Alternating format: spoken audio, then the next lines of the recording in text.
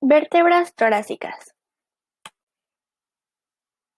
En este video se hablará acerca de la anatomía y función que realizan las vértebras torácicas.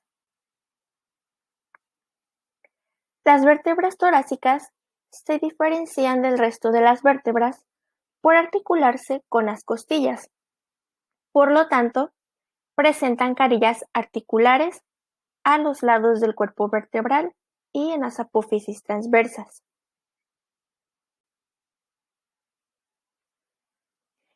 El cuerpo vertebral tiene un tamaño intermedio entre las cervicales y las lumbares y aumentan en sentido cráneo-caudal. En su cara dorsal presentan una concavidad en el plano axial que forma parte del conducto raquídeo. En algunas vértebras torácicas altas puede encontrarse un aplanamiento en la cara izquierda del cuerpo producido por el contacto con la aorta descendente. Las apófisis transversas son fuertes y se dirigen hacia afuera y levemente hacia atrás, y cefálico. Presentan una carilla articular, cóncava, que recibe al tubérculo de la costilla, cuya cabeza se articula con la hemicarilla superior de la misma vértebra. Las apófisis espinosas son largas y de forma triangular. Su angulación con respecto al eje de la columna cambia según el nivel en el cual se encuentren. Las cuatro primeras conforman un ángulo de aproximadamente 40 grados con respecto al eje de la columna. Las cuatro siguientes son más largas y aún más inclinadas, formando un ángulo de 60 grados. Las cuatro últimas tienen una angulación de 40 grados, similar a los primeros niveles. La primera y las últimas cuatro vértebras tienen características distintas. Por ejemplo, T1 presenta una carilla completa para la primera costilla y una hemicarilla inferior para la segunda costilla. T10 presenta solo la hemicarilla superior. T11 y T12 presentan una sola fosita costal completa destinada a la costilla correspondiente.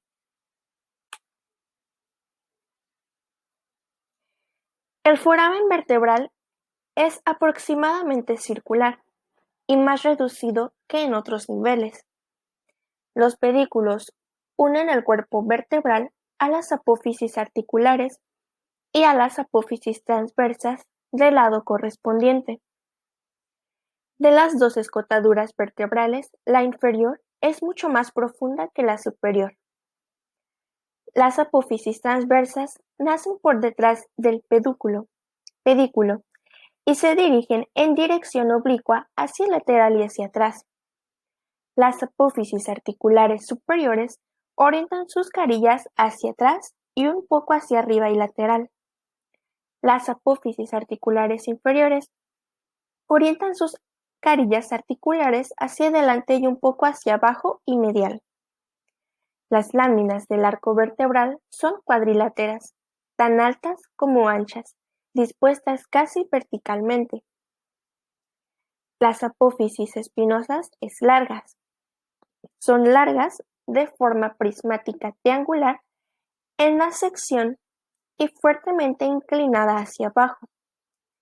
Termina en una punta que se encuentra a la altura del cuerpo de la vértebra que se sitúa por debajo.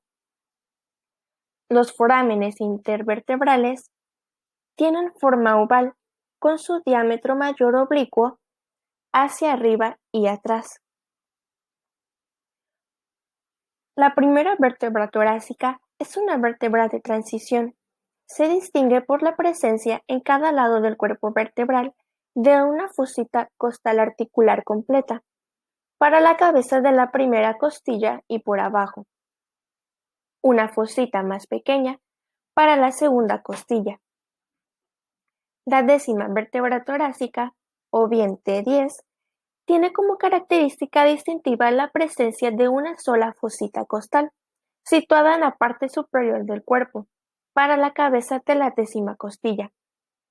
Undécima y duodécima vértebras torácicas Estas se asemejan a las vértebras lumbares, ya que tienen como particularidad la ausencia de las fositas costales en las apófisis transversas.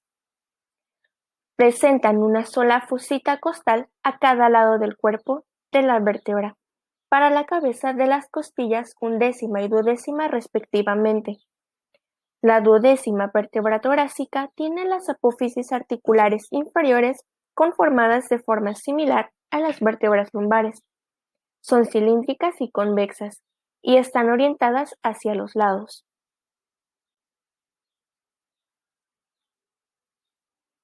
Las costillas se articulan con las vértebras torácicas. El cuerpo de las vértebras torácicas presentan en cada lado y cerca del extremo anterior del pedículo dos fositas costales articulares. La cabeza de la costilla se articula con la fosita costal inferior de la vértebra superior, con la fosita costal superior de la vértebra inferior y con el disco intervertebral. El tubérculo de la costilla se articula con la fosita costal de la apófisis transversa de la vértebra inferior. La primera costilla se articula con el cuerpo de la primera vértebra torácica, como ya se había dicho anteriormente. Articulación entre vértebras torácicas y costillas. Tanto la articulación entre el cuerpo vertebral y la cabeza de la costilla, a esta se le llama articulación costovertebral, y la otra articulación, que es entre el proceso transverso y la tuberosidad de la costilla, a esta se le llama articulación costotransversa. Estas corresponden a diartrosis de tipo artrodia.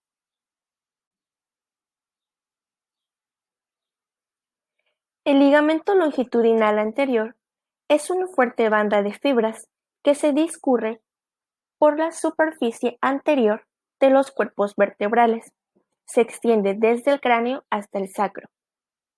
El ligamento longitudinal posterior se extiende a lo largo de la superficie dorsal de los cuerpos vertebrales, en la pared anterior del canal vertebral, igual desde el cráneo hasta el sacro. Ligamentos amarillos cubren los espacios entre las láminas de las vértebras adyacentes desde C2 al espacio lumbosacro. El ligamento está formado por fibras elásticas amarillas.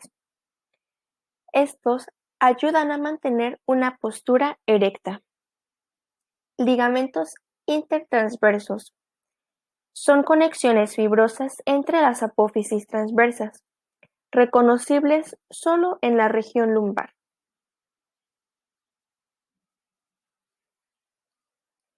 Ligamentos interespinosos. Son fibras que forman membranas que conectan las apófisis espinosas adyacentes. Ligamento supraespinoso. Es un cordón fibroso continuo que une los ápices de las apófisis espinosas desde C7 al término de la cresta espinosa sacra. Los ligamentos supraespinoso, interespinoso y amarillo constituyen la banda de tensión posterior. El músculo erector de la columna. No es solo un músculo, sino un conjunto de músculos y tendones. Estos se combinan y extienden más o menos verticalmente. Se extienden a lo largo de las regiones lumbar, torácica y cervical, y se hallan en los surcos laterales de la columna vertebral, de los cuales se encuentran el músculo iliocostal, que se origina en el sacro, la aponeurosis del erector de la columna y la cresta ilíaca. El iliocostal tiene 3 inserciones diferentes según su zona de ubicación, en este caso el iliocostal torácico, donde su inserción se extiende desde las últimas 6 costillas hasta las primeras 6 costillas. El músculo longísimo torácico se origina en el sacro, la apófisis espinosa de las vértebras lumbares y las apófisis transversas de la última vértebra torácica, y se inserta en la apófisis transversa de la vértebra lumbar, la aponeurosis del erector de la columna, las costillas y la apófisis costal de las vértebras lumbares.